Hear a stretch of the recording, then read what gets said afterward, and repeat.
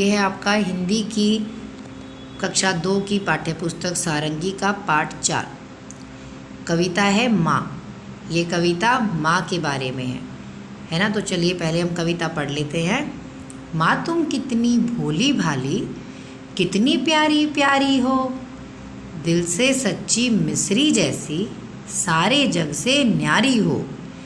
मेरे मन में जोश तुम्ही से, तुमसे ही प्रकाश, मुझ में साहस तुमसे आता, तुमसे ही विश्वास।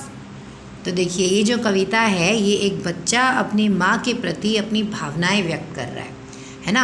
हम सबको अपनी माँ अच्छी लगती है, हम सब अपनी माँ के बारे में कुछ महसूस करते हैं, अच्छा बहुत ही प्यारा, हमें लगता है हमारी माँ से अच्छा खाना कोई नहीं बना सकता है ना, हमारी माँ से अच्छी लोरी कोई नहीं सुना सकता। तो वैसे ही एक बच्चा अपनी माँ के बारे में अपने विचार व्यक्त कर रहा है कि माँ तुम कितनी भोली भाली हो, कितनी प्यारी हो, दिल से बिल्कुल सच्ची हो, एकदम मिस्री जैसी हो। यहाँ मिस्री जैसी क्यों बोला है बेटा?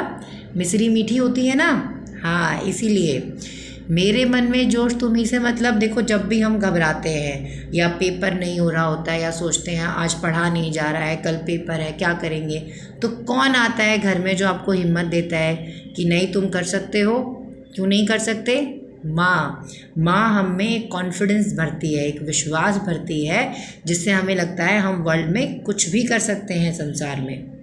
इसके आगे बेटा एक्सरसाइज करेंगे अभी। देखिए पहला क्वेश्चन है चंद्र बिंदु का कमाल, है ना। जब चंद्र बिंदु हो तो शब्द के उच्चारण में और चंद्र बिंदु ना हो तो शब्द के उच्चारण में क्या फ़र्क होता है, पहले आप इसे समझिए। जैसे देखिए यहाँ शब्द लिखा है माँ, है ना। यदि हम सिर्फ ऐसे पढ़ें माँ तो ये क्या है? माँ, ठीक है। माँ नहीं है ये माँ है, माँ। देखिए आप ध्यान से अगर मेरी आवाज़ सुनेंगे आपको नासिका का प्रयोग नहीं सुनाई देगा। जैसे जब हम वर्ड बोलते हैं मालिन, माली, तो उसमें आपको मालकिन, क्या इसमें कहीं आपको अनुनासिक या नाक में बोलने जैसा कुछ ऐसा महसूस हुआ? नहीं। लेकिन जब हम बोलते हैं माँ तो यहाँ आपको अनुनासिका का प्रयोग सुनाई देगा, है ना। हाँ, तो माँ और माँ में ये फ़र्क होता है। जब आप चंद्र बिंदु लगाते हो तो उसकी ध्वनि जो है वो नासिका से आती है, जब तक नहीं लगाते हो तो वो निस्वार होता है, निनासिक शब्द होता है माँ।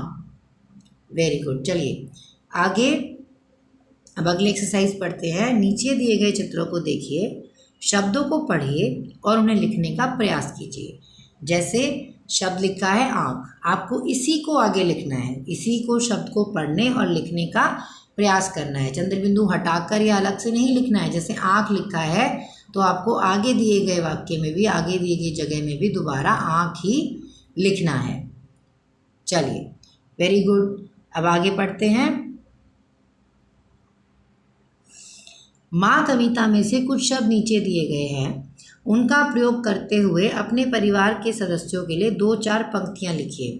देखो जैसे कुछ शब्द दिए गए हैं, भोली भाली, प्यारी प्यारी, दिल से सच्ची, जग से न्यारी। ये शब्द अभी तक इस कविता में माँ के लिए प्रयोग हुए हैं, है ना। अब आप बताओ अपने घर में और किसके लिए ये शब्द प्रयोग कर सकते हो, सोचो। जैसे आपकी दीदी है तो आप लिख सकते हो दीदी जग से न्यारी है, नानी दिल से सच्ची है ना, बुआ बहुत ही प्यारी प्यारी है, मामी बहुत ही भोली भाली है।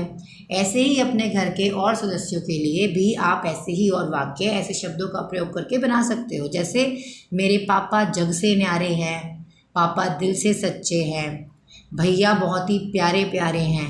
इस तरह आप और शब्द बना सकते हो।